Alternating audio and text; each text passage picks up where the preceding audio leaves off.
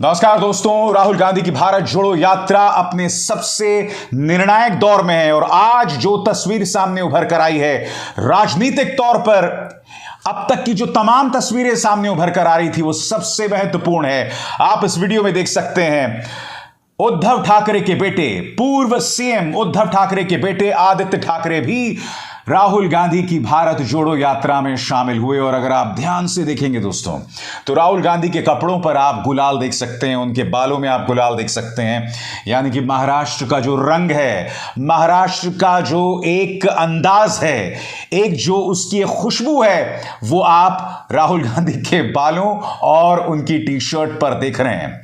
मगर ये तस्वीर काफी मायने रखती है दोस्तों।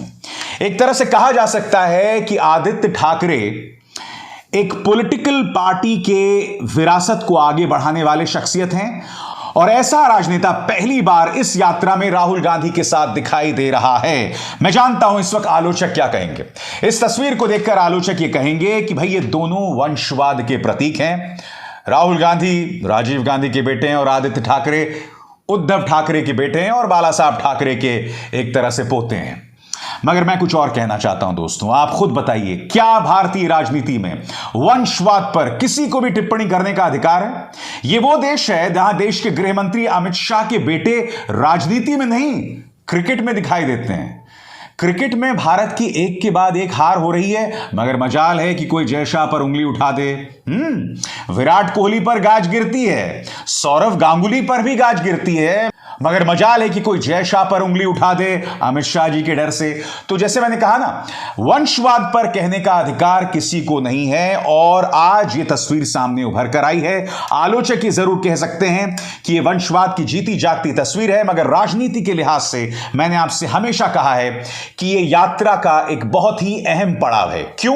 क्योंकि राहुल गांधी अब हिंदी पट्टी, हिंदी बेल्ट में प्रवेश कर रहे हैं। अब देखना यह होगा कि उन्हें किस तरह की प्रतिक्रिया मिलती है, क्योंकि वो अपने तमाम भाषणों में मोदी सरकार को चोट तो पहुंचा रहे हैं।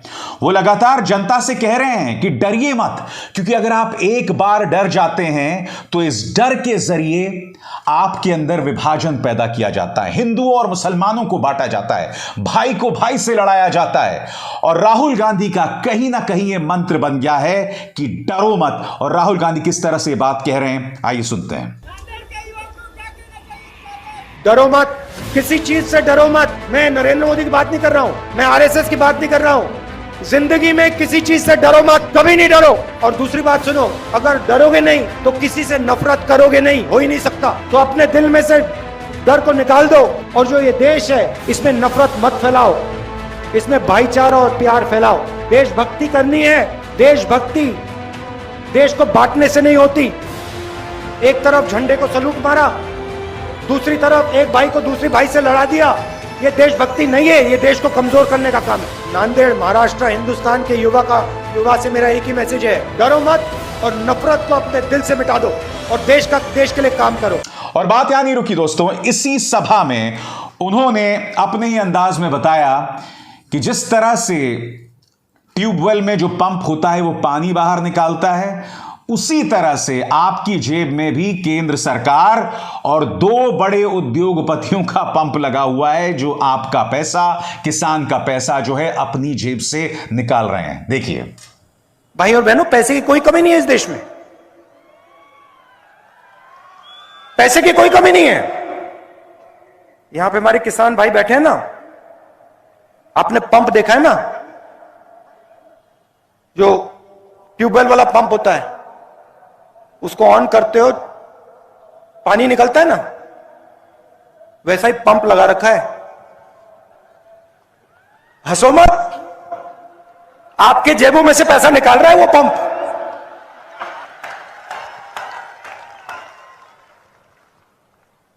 उधर बटन दबता है,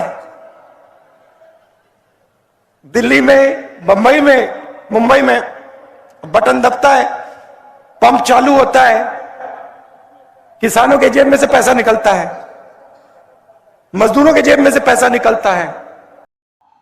दोस्तों, आप जानते हैं आदित्य ठाकरे और राहुल गांधी में क्या समानता है? दोनों में समानता यह है कि इन दोनों के चरित्र पर हमला करने के लिए एक पूरी प्रोपेगेंडा मशीनरी काम कर रही है। राहुल गांधी पर तो एक तरह से माना जा सकता है कि 2011-12 से राहुल गांधी की छवि को खराब करने के लिए एक पूरा उद्योग काम कर रहा है, और उसी तरह से आदित्य ठाकरे पर भी जो है लगातार हमला बोला जाता है, चाहे पत्रकार हो, चाहे भारतीय जनता पार्टी का प्रचार तंत्र हो। मगर अगर आपने एक बात पर गौर किया होगा, चाहे आदित्य ठाकरे हो या फिर राहुल गांधी, दोनों ऐसे मुद्दे उठाते हैं जिससे जो बड़े धन्ना सेठ हैं, जो बड़े उद्योगपति हैं, उससे नाराज होते हैं। मसलन अगर राहुल गांधी की बात करें तो राहुल गांधी ने इन दो बड़े उद्योगपतियों के खिलाफ मोर्चा खोल रखा है, मुकेश अंबानी और गौतम अडानी। जी हां, और अगर मैं आदित्य ठाकरे की बात करूं तो आपको याद होगा कि मुंबई की आर्य कॉलोनी में मेट्रो शेड बनाने को लेकर उन्होंने विरोध किया था। उन्होंने कहा कि अगर आर्य कॉलोनी में मेट्रो शेड बनाया गया तो वहां के पर्यावरण के लिए घातक होगा, और इससे भी कुछ धन्ना सेठ और कुछ उद्योगपति नाराज हो गए थे। खबर आपको याद है कि नहीं? अगर याद नहीं है तो आपके स्क्रीन पर मुंबई स्थित आर्य कॉलोनी के जंगल से पेड़ों की कटाई को लेकर शिवसेना नेता आदित्य ठाकरे ने अपनी कड़ी प्रतिक्रिया दी है।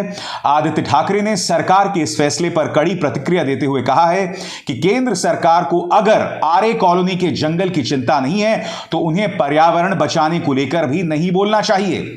उन्होंने एक के बाद एक कई ट्वीट किए। एक अन्य ट्वीट में उन्होंने लिखा कि आर्य कॉलोनी के लोगों के साथ हमारे शिव सैनिक खड़े हैं।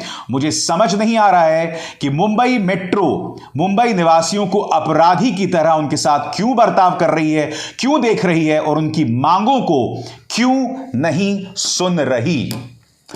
इसी तरह से राहुल गांधी ने, आपको याद है, आज से नहीं 2012 से मैं नहीं भूला हूं किस तरह से उन्होंने वेदांत समूह के खिलाफ झंडा बुलंद किया था। क्यों? क्योंकि उड़ीसा के नियामगिरी में वो लोग बॉक्साइट की माइनिंग करना चाहते थे।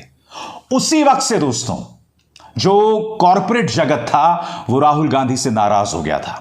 अनिल अंबानी से लेके मुकेश अंबानी से लेके गौतम अडानी सभी ये सोचने लग गए कि अगर ये व्यक्ति कल को प्रधानमंत्री बन गया तो हमारी मुश्किल हो जाएगी।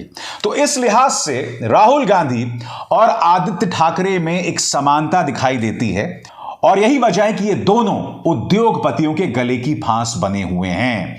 ये तस्वीर सामने उभर कर आई है दोस्तों, और ये तस्वीर जो है अपने आप में काफी मायने रखती है जब ये दोनों एक साथ जो हैं भारत जोड़ो यात्रा में शामिल हो गए हैं। दोस्तों, मैंने पहले भी कहा था और अब फिर दोहराऊंगा, राहुल गांधी की भारत जोड़ो यात्रा को लेकर सबसे बड़ी चुनौती यह है कि पूरा मीडिया उनके खिलाफ है।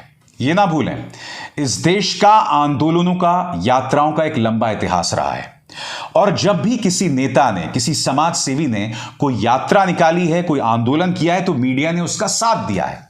और मैं आपको सिर्फ दो मिसाल देना चाहता हूं, जेपी आंदोलन और अन्ना आंदोलन। इन दोनों आंदोलनों का साथ मीडिया ने दिया था। मगर राहुल गांधी ने यात्रा जब से शुरू की है दोस्तों, तब से ही आप जानते हैं कि वो दुष्प्रचार का शिकार हो रहे हैं। जैसे ही उनकी यात्रा महाराष्ट्र में प्रवेश करती है, अचानक मीडिया उनकी यात्रा की तुलना इमरान खान से करने लगता है, उनकी यात्रा को टुकड़े टुकड़े गैंग के साथ जोड़ने लगता है। मानो एक तरह से भारतीय जनता पार्टी की इस पूरी सुपारी लेकर मीडिया जो है वो राहुल गांधी पर चढ़ जाता है। इसलिए मैं कह रहा हूं, कल को, यानी कि जब भी यात्रा खत्म होगी, अगर ये वाकई अपने उद्देश्यों की पूर्ति कर लेता है, अपने मकसद को हासिल कर लेता है और बिखरी हुई कांग्रेस को समेट लेता है जो बीजेपी को चुनौती दे सके, तो आजाद भारत के इतिहास में जो तमाम यात्राएं हुई हैं ना, ये एक बहुत ऊंचा मुकाम रखेगा। और मैं बताता हूं क्यों। जैसे मैंने बताया, इससे पहले मीडिया ने तमाम यात्राओं को पब्लिसिटी दी थी, मगर राहुल गांधी की यात्रा को या तो दिखाया ही नहीं जा रहा है, या फिर अगर दिखाया जा रहा है तो उसे बदनाम करके। बहरहाल एक बार फिर आपके सामने वो तस्वीर, राहुल और आदित्य ठाकरे एक साथ भारत जोड़ो यात्रा में। अभिसार शर्मा को दीजिए इजाजत। नमस्कार। स्वतंत्र और आजाद पत्रकारिता का समर्थन कीजिए, सच में मेरा साथी बनिए। बहुत आसान है दोस्तों, इस ज्वाइन बटन को दबाइए और आपके सामने आएंगे ये 3 विकल्प, इनमें से एक चुनिए और सच के इस सफर में मेरा साथी बनिए।